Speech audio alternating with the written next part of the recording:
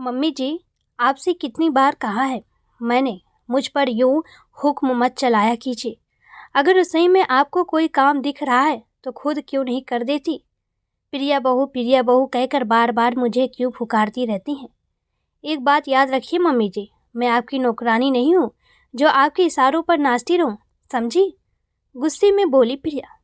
सास दमयंती जी बोली, बहू मैं तो बस इतना कह रही थी कि मैं तो आज सुबह भी घर का सारा काम करके कीर्तन में गई थी, मगर 3 घंटे बाद आकर देख रही हूँ तो रसोई बिखरी पड़ी हुई है। तुमने खाना खाया, उन बर्तनों को भी तुमने ऐसे ही सिंक में छोड़ दिया है। तुम सुबह सोकर ही 10 बजे उठती हो, उसके पहले मैं नाश्ता बना देती हूँ, दाल चावल बना देती हूँ, सब्जी काट देती हूँ, आटा भी गूंथ देती हूँ। तुम सिर्फ उठकर अपने लिए चाय बनाती हो।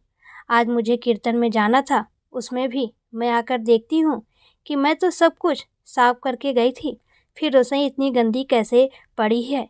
बस यही कहने तुम्हें आवाज़ दी, मगर उल्टा तुम मुझ पर ही भड़क रही हो। प्रिया बोली, मम्मी जी मुझसे ये घर के काम वाम नहीं होते, और आपको इतनी ही दिक्कत है तो जाकर कहीं और रहिए, यूँ बार बार मुझसे मत कहिए। वैसे भी मुझे आपकी कोई ज़रूरत नहीं।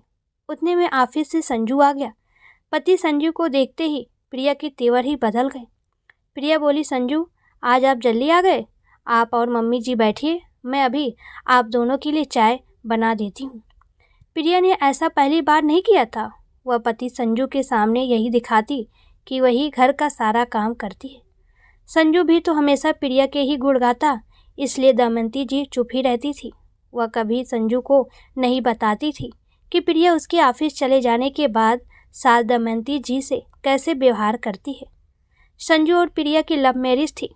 दमयंती जी इस शादी के लिए पहले तो तैयार नहीं थी, मगर बाद में बेटी की जिद के आगे घुटने टेक दिए थे उन्होंने।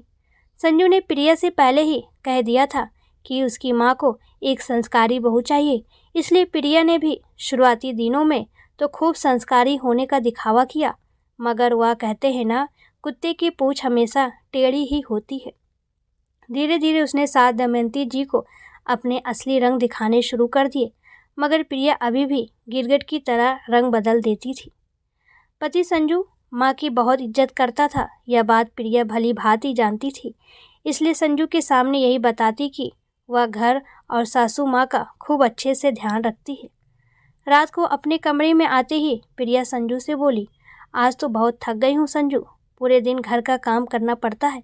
तुम्हारी माँ तो रोज़ भजन कीर्तन में चली जाती हैं और पीछे से मैं ही घर का सारा काम करती हूँ, देखो ना, फिर भी कभी उफ तक नहीं करती। संजू बोला, मुझे नाज है तुम पर प्रिया कि तुम मुझे और मेरी माँ को इतना अच्छे से संभालती हो, वरना ना जाने आजकल की लड़कियों को क्या हो गया है। सास ससुर की सेवा तो दूर की बात है, घर का एक काम भी नहीं होता है इनसे। मेरा दोस्त राकेश तो बेचारा शादी करके फंस गया, कह रहा था उसकी पत्नी उसकी माँ को बहुत त्रास देती है। राकेश का भी कहना नहीं मानती, सीधे मुंह किसी से बात भी नहीं करती है, सुबह 10 बजे से पहले सोकर उठती नहीं। प्रिया मन ही मन मुस्कुरा उठी, क्योंकि वह भी तो सिर्फ संजू को दिखाने सुबह संजू के साथ 8 बजे उठ जाती थी और संजू के ऑफिस जाते ही फिर से सो जाती। संजू 8:30 बजे ऑफिस के लिए निकल जाता।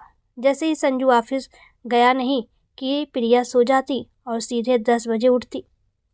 दमयंती जी संजू का सुबह का नाश्ता, चाय और टिफ़िन सब तैयार रखती। प्रिया बना बनाया हुआ नाश्ता और चाय अपने पति को हर सुबह यूं प्यार से देती जैसे उसी ने सब बनाया हो। संजू तो सुबह उठते ही ऑफिस जाने के लिए नहाना, तैयार होना जैसे अपने कामों में लगा रहता, इसलिए उसे कहाँ पता होता था कि खाना किसने बनाया या नाश्ता किसने बनाया। हाँ, संजू अपनी माँ को हमेशा शुक्रिया ज़रूर अदा करता और कहता, माँ आप सुबह इतनी जल्दी क्यों उठ जाती हो और रसोई में क्यों इतना काम करती हो। दमयंती जी कहती, बेटा काम करने से कोई घिस थोड़े जाता है, बल्कि इंसान को हमेशा काम करते रहना चाहिए, इससे उसका शरीर सलामत रहता है, वरना एक बार काम करना छोड़ो तो फिर शरीर भी साथ नहीं देता है। संजू जब भी दमयंती जी द्वारा बनाए खाने की तारीफ करता, प्रिया जल भुन जाती। प्रिया सास दमयंती जी के साथ रहना ही नहीं चाहती थी, मगर पति संजू माँ पर जान निछावर करता था, इसलिए वह भी संजू के सामने उसकी माँ को अच्छा रखने का नाटक करती।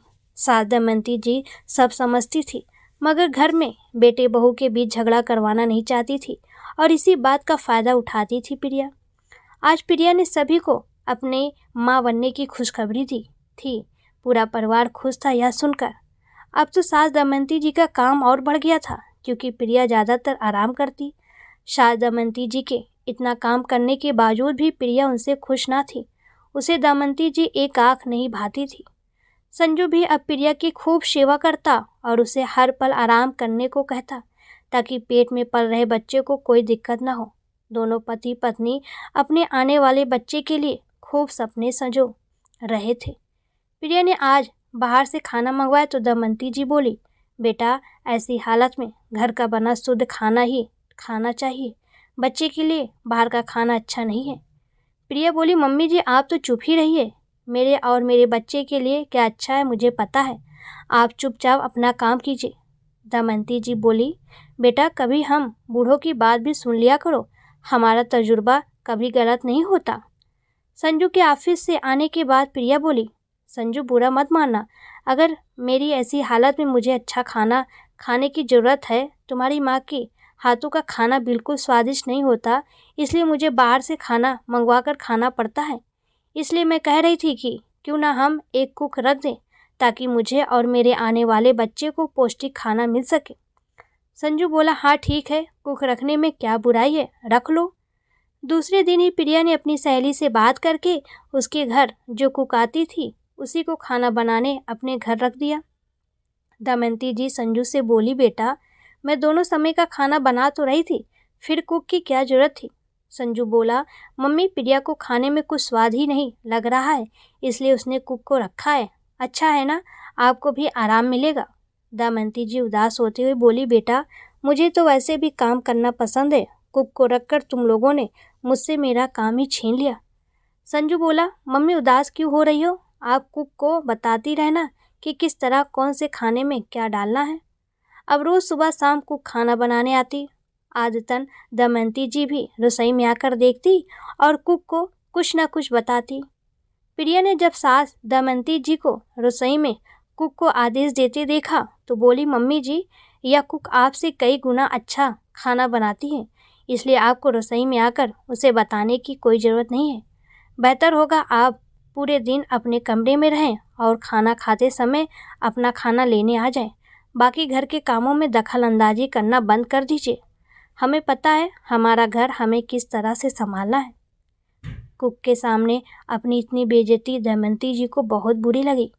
वो रसोई से निकल रही थी कि प्रिया बोली, सुबह सुबह इस बुढ़िया का चेहरा देखती हूँ तो पूरा दिन खराब हो जाता है। दमयंती जी अपने कमरे में आकर रो पड़ी। प्रिया ने अपनी पूरी गर्भावस्था के दौरान दमयंती जी से सीधे मुंह तक बात नहीं की, उल्टा खरी खोटी सुनाने में कोई कसर नहीं छोड़ी।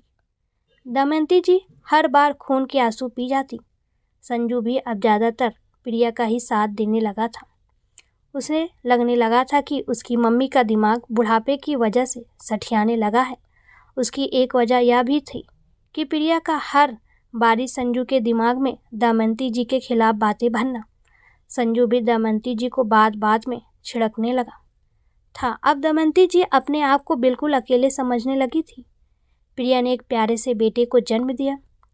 अब तो प्रिया रात दिन अपने बेटे के लाड़ दुलार में व्यस्त रहने लगी। दमयंती जी थोड़ा भी अपने पोते को खिलाने आती तो प्रिया उन्हें अपने बेटे के पास भी नहीं आने देती। प्रिया ने बड़े प्यार से अपने बेटे का नाम सोनू रखा। एक दिन सोनू खेल रहा था, दमयंती जी उसे उठाने गई तो प्रिया चिल्लाकर बोली, आपने हाथ धोए थे?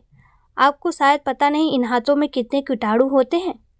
दमयंती जी बोली, बहू मैंने हाथ धोए हुए हैं, इसलिए ही सोनू को उठा रही थी। प्रिया बोली, आप वापस मेरे सामने हाथ धोकर आइए, फिर आप सोनू को उठा सकती हैं। दमयंती जी प्रिया का यह असमान व्यवहार झेलते झेलते तंग आ चुकी थी। अब तो संजू भी उनसे सीधे मुंह बात नहीं करता था।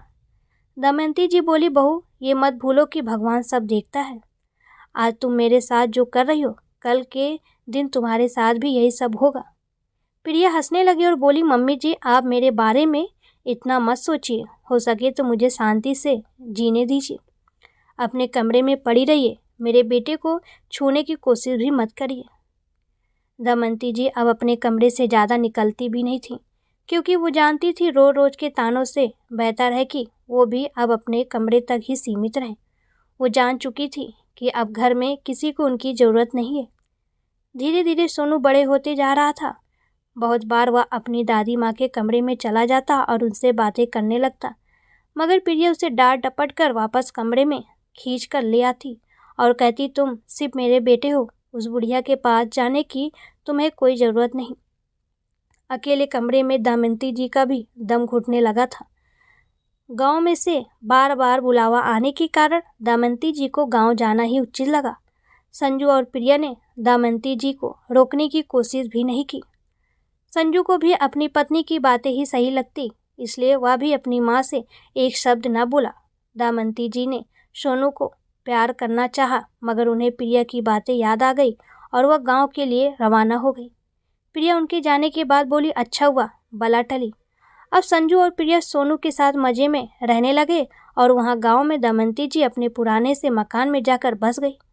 शहर से न कभी संजू और प्रिया उन्हें फ़ोन करते और न ही कभी दमयंती जी बेटे बहू को फ़ोन लगाती। दमयंती जी ने इस उम्र में अचार बनाकर बेचना शुरू कर दिया ताकि वो अपने खाने के पैसे निकाल सके, क्योंकि बेटे बहू ने तो हाथ में पैसे तक नहीं दिए थे। दिन महीने साल गुजरते गए। वहाँ सोनू भी बड़ा हो चला था। उसकी शादी की उम्र हो गई थी। अपनी दादी के कमरे को यूँ खाली पड़ा देख उसे बचपन की यादें जब जहन में आती तो वह मम्मी प्रिया से पूछता, मम्मी ये जो खाली कमरा है जहाँ दादी रहती थी वो अब कहाँ है? अब वो यहाँ क्यों नहीं रहती? वो मुझे प्यार करती थी। प्रिया कहती, बेटा तुम्हारी दादी ने मुझ पर बहुत अत्याचार किया, हमेशा आराम करती रहती और मुझसे घर का सारा काम करवाती। तुम्हें याद नहीं कैसे इस कमरे से बाहर तक नहीं आती थी और मैं दिन भर रसोई में खटकती रहती। इसलिए मैं चाहती हूँ कि तुम आइंदा से कभी इस घर में उनका नाम ना लो। सोनू बोला, मम्मी जिस औरत ने मेरी माँ को परेशान किया हो उस औरत से मेरा भी कोई वास्ता नहीं। इस तरह प्रिया ने सोनू को भी अपने वश में कर लिया था। सोनू ने भी दादी के बारे में पूछना बंद कर दिया था। दमयंती जी गाँव में सोचती रहती, अब तो पोता सोनू भी बड़ा हो गया होगा, काश मैं कभी सोनू से मिल पाती। दमयंती जी भी बेटे बहू के पैसों की मोहताज नहीं रही थी। वो आत्मनिर्भर तो बन चुकी थी, साथ साथ बेटे बहू को कभी याद भी नहीं करती थी। सोनू के लिए लड़की देखने लगी। तब किसी परिवार के रिश्तेदार ने लड़की रोमा का रिश्ता सुझाया। रोमा की तस्वीर देखी तो घर में सभी को लड़की तुरंत पसंद आ गई। रोमा गांव की थी, मगर पढ़ी लिखी और बहुत होशियार थी। सोनू और रोमा के घर वालों ने मिलकर रिश्ता पक्का कर दिया और थोड़े ही समय बाद रोमा घर की बहू बनकर आ गई। अकस्मात अटैक के कारण संजू की मृत्यु हो गई और प्रिया टूट कर बिखर गई। प्रिया को रोमा ने उन दिनों खूब संभाला, जिससे प्रिया में वापस जिंदा रहने की शक्ति आई, वरना वह तो टूट ही गई थी। धीरे धीरे सब वापस नॉर्मल होने लगा। रोमा भी सोनू की तरह नौकरी पर जाने लगी और दोनों की गृहस्थी चलने लगी। थोड़े महीने गाड़ी पटरी पर चली, मगर एक रोज़ जब रोमा घर पहुंची और उसने देखा कि खाना बना हुआ नहीं है तो वह गुस्से में प्रिया से बोली, माँ जी मैं थक कर ऑफिस से आती हूँ, आप पूरा दिन घर में अकेले क्या करती हो? आज खाना क्यों नहीं बनाया आपने? प्रिया बोली, बहू आज कुछ तबीयत ठीक नहीं थी। रोमा चिल्लाकर बोली, मम्मी जी सिर्फ खिचड़ी या दलिया ही बना देती, आपको तो पता है मैं ऑफिस से थक कर आती हूँ और खाना बना हुआ नहीं मिलता है तो मेरा पारा चढ़ जाता है। उतने में वहाँ सोनू भी आ गया।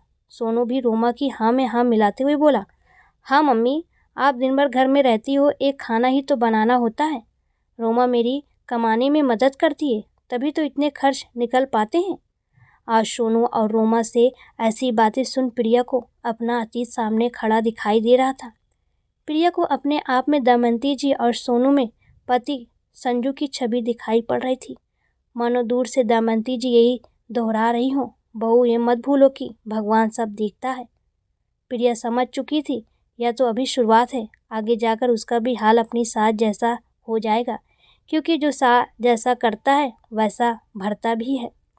प्रिया को आज मन कर रहा था कि वह दमयंती जी की खबर निकाले, मगर घर में क्या कहेगी, और दमयंती जी को तो अपने बेटे संजू के निधन की भी खबर नहीं दी गई थी।